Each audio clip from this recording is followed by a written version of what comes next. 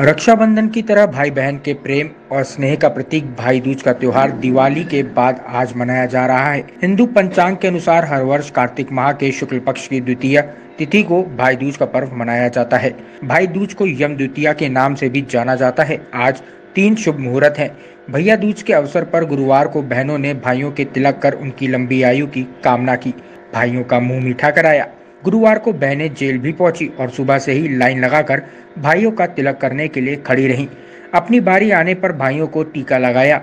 ये बहनें जाली के इस पार थी और भाई उस पार। टीका लगाने के लिए जेल प्रशासन ने झरोखा बनाया था, उसमें से ही हाथ डालकर बहनों ने भाइयों की आरती भी की, उनकी लंबी उम्र के लिए प्रार्थना भी की। दूसरी ओर शहर में भी यह त्योहार धूमधाम से मनाया गया। इसका मुहूर्त गुरुवार को 12:45 तक रहा। सुबह से बहनें तैयार होकर अपने भाइयों के घर गई, भाइयों को तिलक किया। यह सिलसिला चलता रहा। इससे पहले बुधवार की शाम को भी भैया दूज का त्योहार मनाया गया था, मगर उदय तिथि गुरुवार को होने के कारण ज्यादा लोगों ने मुहूर्त को ही माना।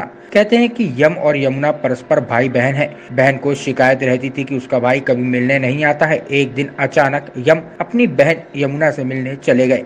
तब यमुना ने अपने भाई का टीका किया और उनको श्रीफल यानी के गोला भेंट किया, ताकि भाई को याद रहे कि बहन से मिलने जाना है। तभी से भाई दूज पर भाई द्वारा विवाहित बहन के घर जाने और टीका कराने की परंपरा चल रही है। भाई बहन द्वारा यमुना में स्नान करने का भी इस दिन विधान है। सर, भाई दूज का पावन त्योहार है, तो अपने जिला कारागार में किस तरह की व्यवस्था की गई कि बहनें अपने भाइयों से मिल सके और टीका लगा सके? जी, हमारे माननीय कारागार मंत्री जी और डीजी सर के निर्देश थे कि भाई दूज का जो त्यौहार है इसको पारंपरिक उल्लास के साथ और सुविधाजनक तरीके से मनाने की व्यवस्था पूरी की जाए।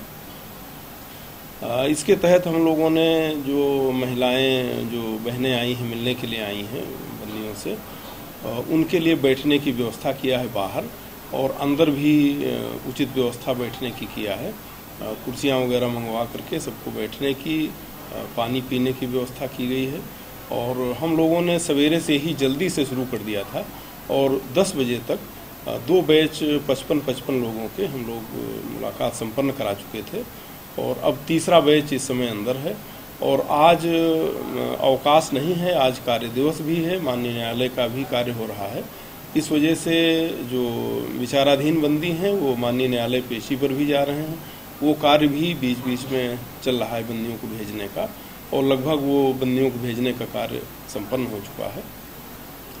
तो हम लोगों का पूरा प्रयास है कि किसी को किसी भी तरह की असुविधा न हो, और समुचित समय दे करके सबको मिलने की, टीका करने की व्यवस्था की जाए। बैठने उठने का उचित प्रबंध किया है।